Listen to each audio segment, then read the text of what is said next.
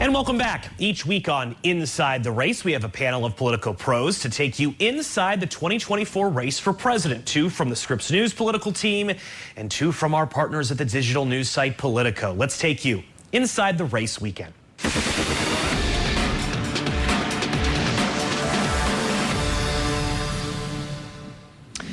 Joining us this week from Politico is data and campaign finance reporter Jessica Piper and Madison Fernandez, author of Morning Score, Politico's daily campaign newsletter. From Scripps News, we have national political correspondents Nate Reed and Haley Bull. Jessica, Madison, Nate, Haley, welcome to all. Madison, let's start with you. The Democrats, South Carolina, that's next on their primary schedule.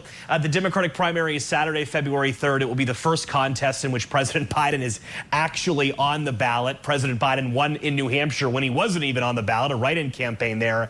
So certainly the expectation is that President Biden will do well in South Carolina. What, if anything, is President Biden hoping for out of the Palmetto State? What will you be looking for in the results?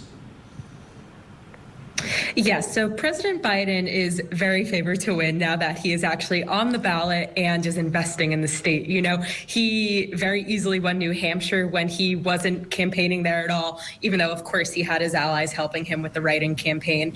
But in South Carolina, what I'm going to be looking at is the Black vote enthusiasm. You know, this voter bloc is very critical for Biden in the general election, and it'll be important for him to show that he has momentum with this group right now, you know, months ahead of the general election.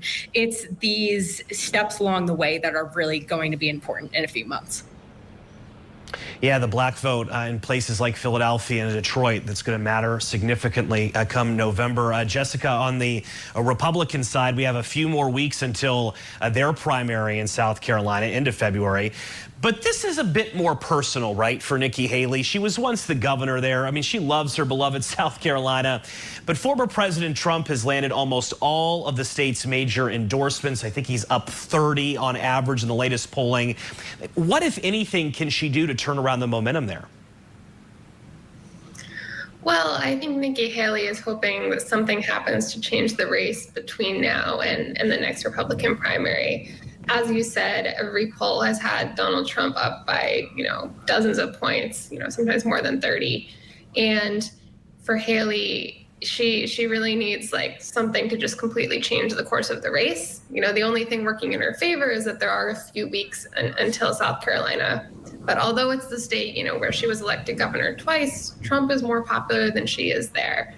And, she's just hoping that she can hang on long enough, maybe for something external to really shake things up.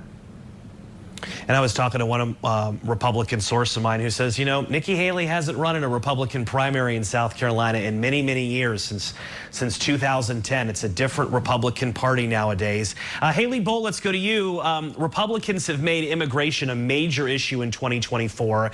Senate negotiators seemingly have a bipartisan deal for the border, or they did, and now they don't. It's back and forth. But there is a roadblock potentially from the former president, angering several in his own party, like Utah Senator Mitt Romney. Take a listen. We have a crisis at the border. The American people are suffering as a result of what's happening at the border, and someone running for president ought to try and get the problem solved, as opposed to saying, hey, save that problem. Don't solve it. Let me take credit for solving it later. All right, so Trump wanted something done. The Democrats and the GOP in the Senate wanted something done. The White House wanted something done. It seems we're close to a deal, but why isn't there a deal right now?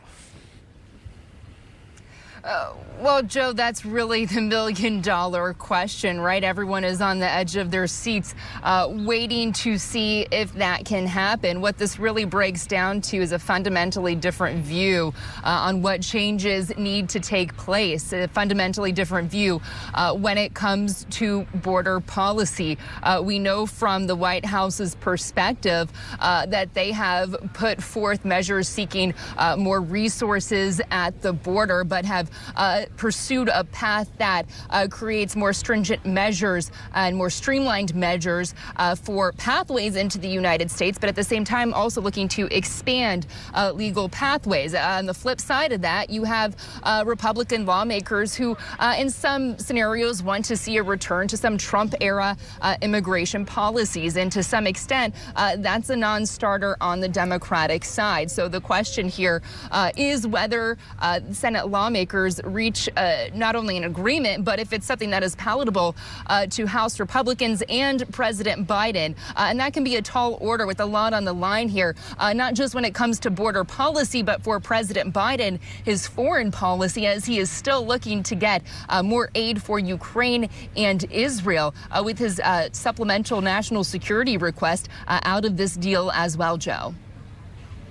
Nate, you cover Congress day in and day out for us here at Scripps News. I mean, how can the House Republican Party make this such a paramount issue, then seemingly walk away from it, and then have to go back to their constituents who, many of them say the border is the #1 issue, and yet they don't seem to be passing border security. What's the inside politics of this, Nate?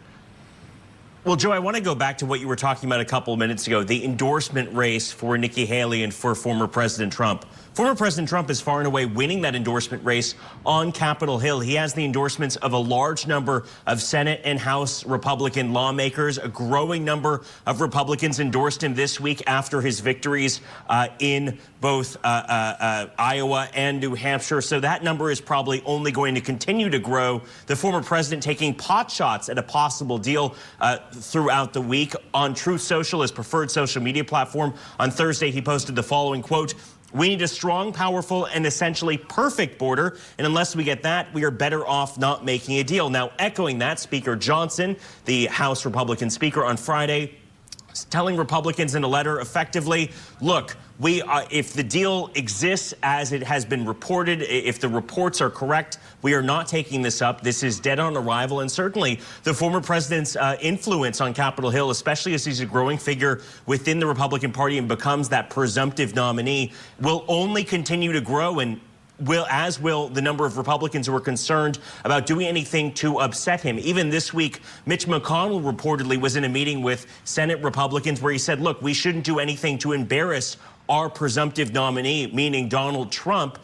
McConnell's team not pushing back on those quotes from that meeting. But at the same time, look, if the former president is positioned, as he is right now, to become the Republican nominee, the pressure is going to be on Senate and House Republicans to not embarrass him. And giving Biden a massive win on the southern border could be the very thing that embarrasses him, especially when he's made a large part of his campaign for the White House in 2024 about the southern border with Mexico, about changing the policies there. So if Senate Republicans and House Republicans hand President Biden a win, that could certainly be damaging to President Trump's campaign. Politics can impact policy. Madison, real quick, let's talk money. So far, we've seen Iowa and New Hampshire vote. There are only a handful of early voting states left really before Super Tuesday. Let's say the polls are right and Trump wins the Nevada caucuses. Haley's not really participating in those caucuses, and he wins South Carolina. Does Super Tuesday offer any glimmer of hope for the Haley campaign? Does the calendar, let's say in early March, look any better for her? It's really hard to say. You know, her campaign has said that she's sticking around. They're saying through South Carolina, and I'm sure they would like to say beyond that too. But I think South Carolina is going to be one of those points where she really has to stop and think, you know, before we were saying if she can't win this state, you know, what's going to happen? This is where she was governor. This is where she's so well known. And it seems that Trump is really consolidating the support there. So I think it's going to be a wait and see situation past South Carolina to see what the campaign even looks like at that point, because it's possible she sticks around to retools, but we'll just have to see how South Carolina goes. Well, I know all of us political reporters, we could talk for 30, 45 minutes about this topic, but we're going to have to leave it there for now. All of you, thanks so much. After all, we've got to pay the bills here. Jessica, Madison, Haley, and Nate, thank you.